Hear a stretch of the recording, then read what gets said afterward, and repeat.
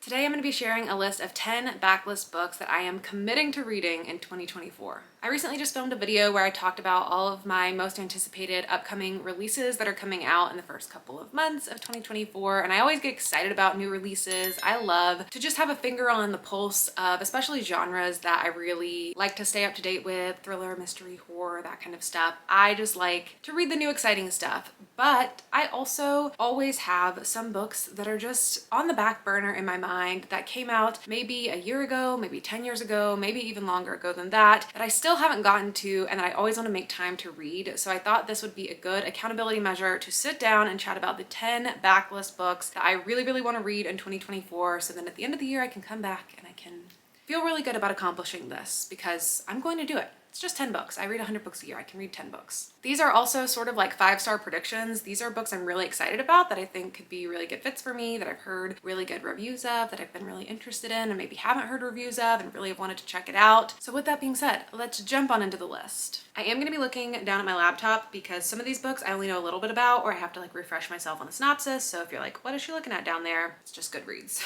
The first book that I really want to read in 2024 is a book that is a staple. It's just a staple of people who like mystery thrillers. It's embarrassing that I haven't read it yet. And that is The Secret History by Donna Tartt. This book was first published in September of 1992, and it comes in at 559 pages. So I think the length of it has been something that has intimidated me a bit, but I always just hear great reviews of it. It is just a book that people reference and talk about. It's a book that people read when they don't really read a lot of books, but this one they've somehow managed to read. And I just want to know what it's all about. This is like the staple dark academia book. When you say dark academia, people think The Secret History. The synopsis of it is pretty brief. It says, under the influence of their charismatic classics professor, a group of clever, eccentric misfits at an elite New England college discover a way of thinking and living that is a world away from the humdrum existence of their contemporaries. But when they go beyond the boundaries of normal morality, they slip gradually from obsession to corruption and betrayal, and at last, inexorably into evil. Next up is a book I started hearing about recently, especially on TikTok, and I was actually surprised to find out it was quite an older book. This one first came out in 1995, and I just thought because I was hearing so much about it recently that it had to have been a newer book. So when I saw it was from the 90s, I was like, oh wow, it really is having a resurgence, and it sounds so good, and I'm hearing the best reviews of it. And that is I Who Have Never Known Men by Jacqueline Hartman, which was translated by Roz Schwartz. This book is listed as fiction, sci-fi, dystopia, feminism, literary fiction, fantasy. Seems like a blend of things, a sort of dystopian type of book at the forefront. And it is 188 pages, so it is a shorter one. The way I hear this described is always very vague. People mention that it has something to do with these women who were kept underground, but they have no memory of how they got there. And then I think they get out from underground, and there's something about men. Like, it's a feminist story. It's a feminist dystopian story, something about women who are kept underground. I don't really know, but I always hear the most wonderful reviews of this one, and I just have to see what it's all about. What I also want to start exploring more of is Japanese thrillers that have been translated, because one of my favorite thrillers of all time, thriller is a loose term to use with a psychological story of revenge, is Confessions by Kane Minato. And so I definitely want to explore more of that. And one of the books I see talked about frequently that I see getting good reviews is Out by Natsuo Korino, which originally came out in 1997 and is 400 pages long. This is the story of a woman who kills her husband and then seeks the help of her coworkers to dispose of the body and cover up her crime. And that sounds so intriguing to me. It also says that it is a convincing glimpse into the grimy world of Japan's Yakuza, with a brilliant portrayal of the psychology of a violent crime and the ensuing game of cat and mouse between seasoned detectives and a group of determined but inexperienced criminals, which I always love a cat and mouse thriller, and I have been wanting to read more detective stories as well. So I feel like it checks all of my boxes for what I'm trying to get more of in my reading, and I'm really excited for it. Another Japanese mystery that I have on my radar for this year is The Devotion of Suspect X by Kigo Higashino, which was translated by Alexander O. Smith, and it originally came out in 2005, and it is 298 pages long. Apparently, this is technically the third book in this detective series, but I'm pretty sure you can just jump in and read this. This is the book I hear hear about the most from this author, and it seems to be his most acclaimed work. In this story, you're following Yasuko, who lives a quiet life working in a Tokyo bento shop, a good mother to her only child, but when her ex-husband appears at her door without warning one day, her comfortable world is shattered. When Detective Kusanagi of the Tokyo police tries to piece together the events of that day, he finds himself confronted by the most puzzling, mysterious circumstances he has ever investigated. Nothing quite makes sense, and it will take a genius to understand the genius behind this particular crime. I already have plans to read this one. I'm reading this with an in-person book club I'm in April, so this one I know will definitely be checked off my list, and I'm very excited to check it out. Another Japanese mystery I have had on my radar for years.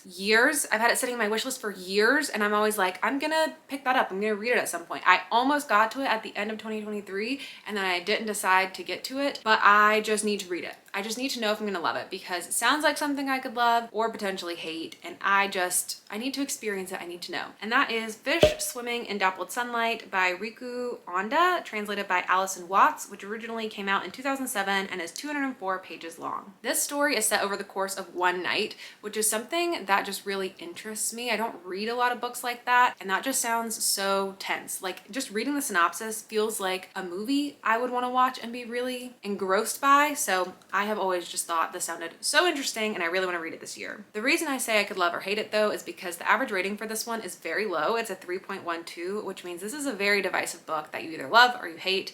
I'm hoping that I'm gonna love it. But it says, set in Tokyo over the course of one night, Aki and Hiro have decided to be together one last time in their shared flat before parting. Their relationship has broken down after a mountain trek during which their guide died inexplicably. Now each believes the other to be a murderer and is determined to extract a confession before the night is over. Who is the murderer and what really happened on the mountain? In the battle of wills between them, the chain of events leading up to this night is gradually revealed in a gripping psychological thriller that keeps the reader in suspense to the very end.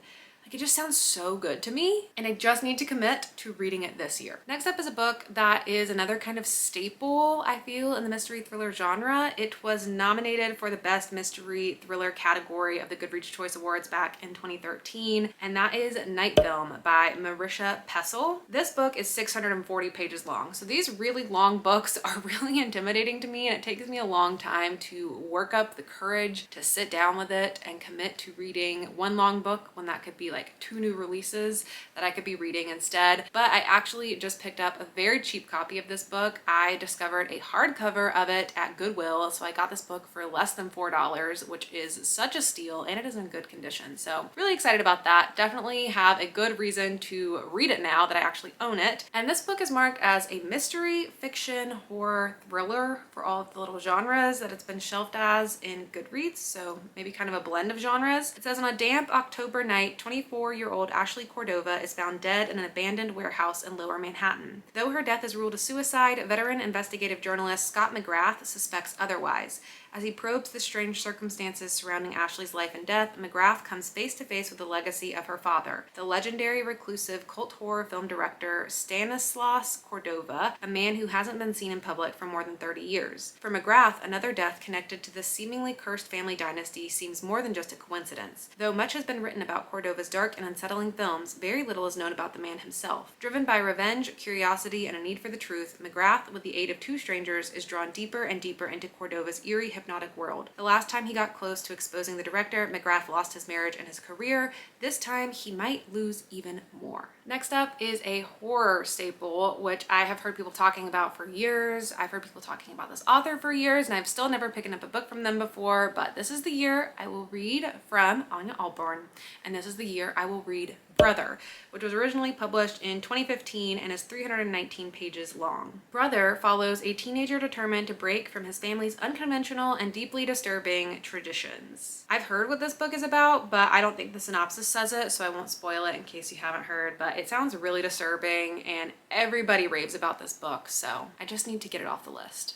Next is another book that was nominated in the Goodreads Choice Awards the year it came out. It was nominated for Best Debut in 2015, and that is The Library at Mount Char by Scott Hawkins. As I said, this book came out in 2015, and it is 390 pages, and the genres for this are also a blend of fantasy, horror, sci-fi, urban fantasy, mystery, big blend of things.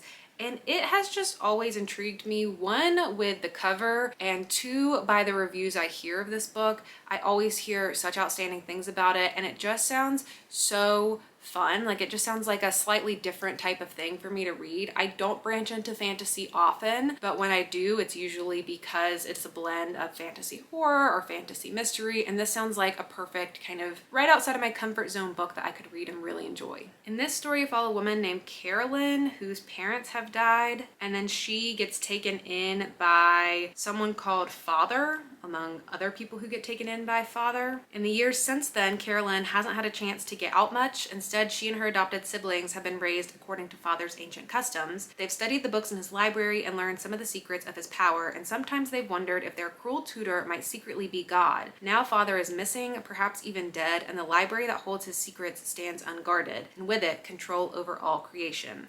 As Carolyn gathers the tools she needs for the battle to come, fierce competitors for this prize align against her, all of them with powers that far exceed her own. But Carolyn has accounted for this, and Carolyn has a plan. The only trouble is that in the war to make a new god, she's forgotten to protect the things that make her human. This is said to be horrifying and hilarious, mind-blowingly alien and heartbreakingly human, sweepingly visionary, and nail-bitingly thrilling. And all of those descriptors sound so strange put together, but that just really intrigues me. Next up is another thriller staple, and this is the only book from this author that I have yet to read, so I just feel like I should read it to complete her backlist as well. It's also one of her most popular books, I feel. It's the one I hear talked about the most positively across the board, and that is Sometimes I Lie by Alice Feeney, which originally came out in 2017 and is 387 pages long. This is a thriller where you're following a woman named Amber who wakes up in a hospital after a coma.